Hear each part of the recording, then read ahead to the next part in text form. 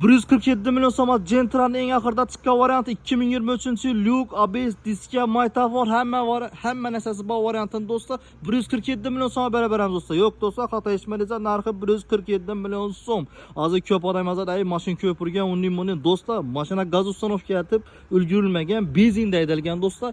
Ko'rib turganlaringiz zapaskasi yer ham tushmaydi do'stlar. Mashina вообще sotsangisi zo'r. Hozir narxi arzon, kraskasi bor deb emas bilaman do'stlar. Kraskasi eshik krelinde Pettoba do'stlar, qolganjalar 100% radnoy kraskasi do'stlar. Mashinamizda aytganlarimiz do'stlar, har xil turdagi mashinalarni zo'r narxda chiqarib boramiz dedik do'stlar.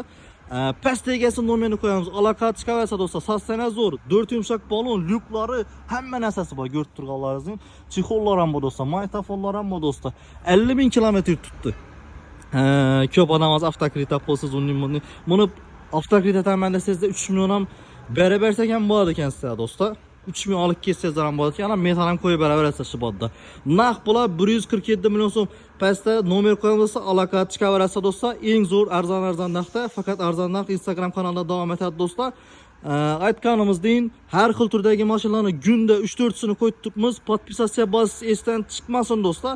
Xudo xolasa zo'r narxda har xil inomarka, Cobalt, Gentra, Captain Malibu, Kia qo'yishni davom etamiz. Podpisatsiya bosib esdan chiqmasin do'stlar. Narx zo'r bo'lsa bir like bosib ketasizlar.